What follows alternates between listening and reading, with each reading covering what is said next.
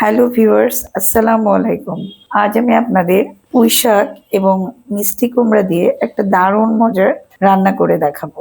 এটা যে খেতে কত মজা হয়, এই জন্য আমি এক আঁটি পুঁই শাক কিনে তার অর্ধেকটা এভাবে প্রত্যেকটা পাতা ছিঁড়ে নিয়ে তারপরে সেটাকে ধুয়ে বেছে অথবা কেটে এভাবে নিতে পারেন আপনারা। আমি যেভাবে নিয়েছি, আর কিছু কিছু ডালও নিয়েছি, কচি কচি ডাল, সেগুলোও কিছুটা নিয়েছি। আচ্ছা, আর মিষ্টি কুমড়াটাকে এভাবে, খুব বড় মিষ্টি কুমড়া নিইনি, এই পরিমাণ মিষ্টি কুমড়া নিয়েছি, যেটাকে এরকম করে রেখেছি। আর মিষ্টি কুমড়া আর পুঁই শাকের উপকারিতা বর্ণনা কি করব, এই দুটোই তো এত ভিটামিন সমৃদ্ধ এবং শরীরের জন্য ভীষণ উপকারী। মিষ্টি কুমড়ার কথা আমি আগেই বলেছি, আর পুঁই শাক তো এত ভালো, আমাদের সবসময় খাবারগুলো খাওয়া উচিত এবং আমাদের বাচ্চা কাচ্চাদেরকেও খাওয়ানো উচিত। যাই হোক, আমি এখন খুব সহজেই রান্নাটি দেখিয়ে দিই, জন্য রান্না শুরু করছি। এই জন্য প্রথমে একটি প্যান নিয়েছি, প্যান নিয়ে সেটাকে গরম করে নিচ্ছি।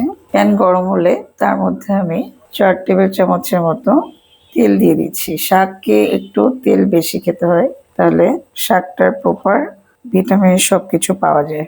এরপরে একটা দেশি রসুনের কোয়া এভাবে আস্ত ছিলে নিয়েছি, সেটাই দিচ্ছি, একটু ভেজে নিচ্ছি। 2 মিনিট রসুন ভেজে নিয়ে পেঁয়াজ দিয়ে দিচ্ছি।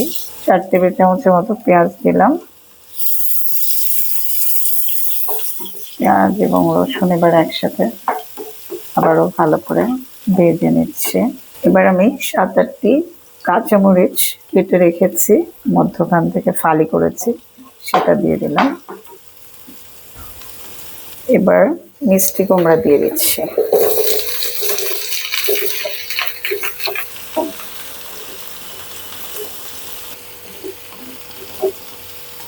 মিষ্টি কুমড়া একটু নাড়াচাড়া করে নিয়ে আমি তার মধ্যে শাকগুলো দিয়ে দিচ্ছি। এবার আমি 1.5 চা চামচের মতো লবণ দিয়ে দিলাম, আর 1 চা চামচ হলুদ দিলাম।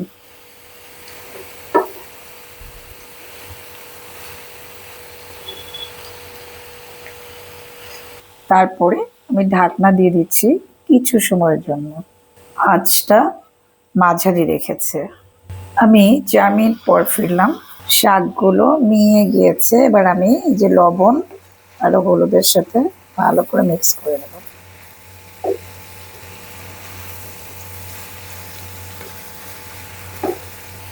কেউ কেউ এখানে একটু ধনিয়া গুঁড়াও দিতে পারেন, অনেকে দেন, তা আমি এখানে শাকের মধ্যে ধনিয়া গুঁড়াটা দিলাম না।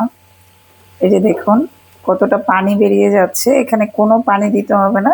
এভাবে আমি মিশিয়ে নিয়ে এভাবে শুধু ঢেকে রাখবো। এভাবে তাতে মিষ্টি কুমড়াটাও সেদ্ধ হয়ে যাবে এবং শাকটা তো সেদ্ধ হয়েই গেছে, যে শাকের ডাঁটিগুলো সব সেদ্ধ হয়ে যাবে। এভাবে আমি রেখে দিচ্ছি, আঁচটা মাঝারি রেখে দিচ্ছি, তাতে পানি বের হবে। এবং আর ঢাকনাটা দিয়ে দিলাম, কিছুক্ষণ পরে ফিরবো ইনশাল্লাহ।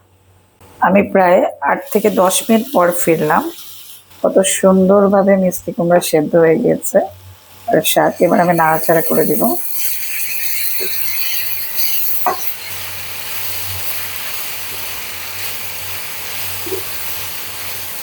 নাড়াচাড়া করে নামিয়ে ফেলবো। তেলটাও উঠে গেছে উপরে, দেখুন পানি বের হয়ে শুকিয়ে সব সেদ্ধ হয়ে গিয়েছে। যে ডাঁটাগুলো সেদ্ধ হয়ে গিয়েছে, দেখুন কত সুন্দর। এ পর্যায়ে আমি চুলাটা বন্ধ করে দেবো, আমার রান্না হয়ে গেছে। এই সুন্দর এই সবজিটি, এই যে শাক আর মিষ্টি কুমড়া, এটা আপনি যেমন গরম ভাতের সাথে খেতে পারবেন, তেমন রুটি পরোটার সাথেও চমৎকার যায়। সকালে সবজি হিসেবে দুপুরে অথবা ডিনারে খেতে পারেন। চমৎকার এবং খুব উপকারী। গরমের দিনে এটা ভীষণ ভালো লাগে। আশা করি আপনাদের রেসিপিটি সহজ এবং ভালো লেগেছে। ভালো লাগলে প্লিজ আমার পাশে থাকুন, আমার চ্যানেলকে সাবস্ক্রাইব করুন। আর যারা ইতিমধ্যেই সাবস্ক্রাইব করেছেন তাদের অসংখ্য ধন্যবাদ। সবাই ভালো থাকবেন। আল্লাহ হাফেজ।